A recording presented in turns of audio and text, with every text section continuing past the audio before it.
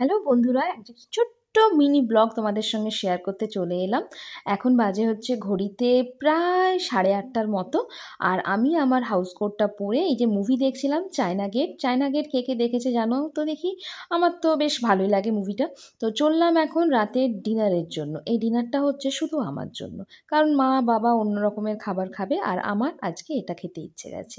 কি বলো তো, এই যে প্রেশার কুকারে আমি সেদ্ধ করে রেখেছি, এখানে 5 রকমের গোটা কড়াই আছে। এখানে আছে রাজমা, বড় ছোলা, গোটা মুসুর ডাল, গোটা মুগের ডাল, মটর ডাল, এই সব একটা প্যাকেটে পাওয়া যায় কিনতে। তো সেটাই আমি সেদ্ধ করেছি, নুন দিয়ে সেদ্ধ করে রেখেছি। এটা চাপ চাপ সেদ্ধ হয়েছে, এটা একটু জল দিয়ে লিকুইড করতে হবে।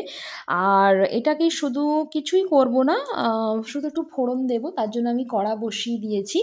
আর এটা আমার ভীষণ ভালো লাগে। আজকে ইচ্ছে করছে রাত্রিবেলায় গরম গরম এই কড়াই দিয়ে মুড়ি খেতে। মুড়ি আমার খেতে ভীষণ ভালো লাগে। কার কী পছন্দ হয় ভাই জানি না, বাট আমার ভীষণ ভালো লাগে।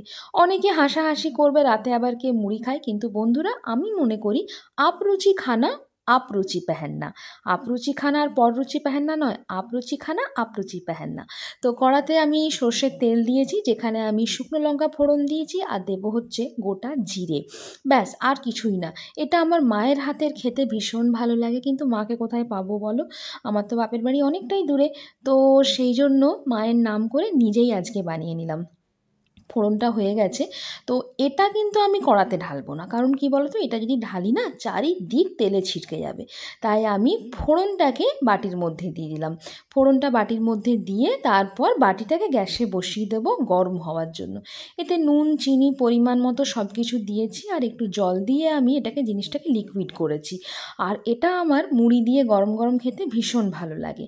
কিন্তু গরম গরম আর করবো না, ফুটিয়ে ফাটিয়ে রেখে দেবো, তারপরে মুড়ি দিয়ে পরে খাবো। কিন্তু আজকে না রাত্রে আমি মুড়িও খাইনি, কিছুই খেতে ইচ্ছে করছিল না।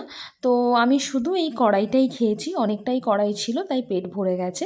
তো এটা ফুটবে, ফুটলেই আমার রাতের ডিনার কিন্তু কমপ্লিট হয়ে যাবে।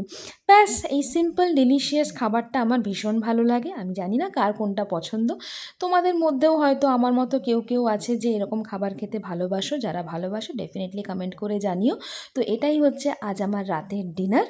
আবার অন্যদিন তোমাদের সঙ্গে ডিনার নিয়ে চলে আসবো। তো আজকের ছোট্টখাটো ডিনার তোমাদের সঙ্গে শেয়ার করলাম। টাটা।